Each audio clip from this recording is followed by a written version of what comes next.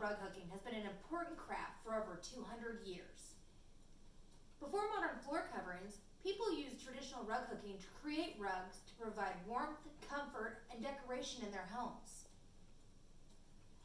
Today, pastime hobbyists would like to continue the tradition and teach younger generations how to traditional rug hook. Traditional rug hooking is for people of any age. In fact, my brother and I were only 9 and 10 years old when we first learned how to hook. I remember my mom taking us to a rug hooking group, and there are people of all generation and ages there. Today I'm going to talk to you about the various steps of traditional rug hooking, so that you know what tools you need, what materials you're going to use, and the actual steps and process of hooking. The tools that you're going to use are going to be the same for every project. You're going to need a frame. This is a simple and inexpensive frame, which is basically an embroidery hoop on a stand. You will also need a hook. Hooks come in many different shapes and sizes. It is really all personal preference what you use. You just want to make sure it fits nicely in your hand. To cut your wool into strips, you're going to want to use either scissors or, even better, a wool cutter. This was my favorite part as a kid. The materials you use in traditional rug hooking are going to be basically the same for the project. You're going to want to make sure you have a pattern, which is generally made out of burlap, and it can be pre-printed, or you can create one yourself by drawing it on there. Wool is generally the material chosen for traditional rug hooking because it is sturdy, resilient, and keeps its color over time.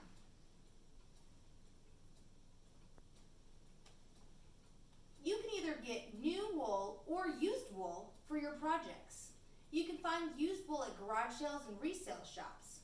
If you like the color of your wool, you can just leave it. If you don't, you can decide to dye it. A lot of hookers decide to dye their own material, so they can get specific shades of a particular hue for different and interesting patterns in their artwork.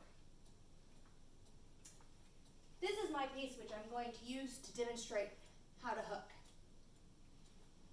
First step is you're going to want to set it on your frame. We have a frame here. You're going to want to set it on the frame with the area you're going to hook in the middle of the frame. You are going to take the strand of desired wool and place it underneath the burlap and your hook above so you can pull loops through. You are going to continuously pull loops through until you run out of your strip. When you run out of your strip, you just get another strip of desired color and do the same thing. You might want to make sure you have strips pre-cut before you start that area so that you don't have to cut in the middle of working. Traditional rug hooking is a craft for people of any age. In fact, my teacher hooked until she was 101 years old.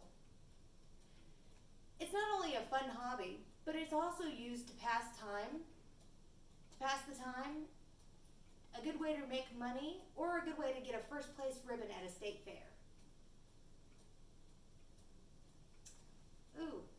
I'm hoping that my demonstration intrigues people in my generation to learn how to do traditional rug hooking.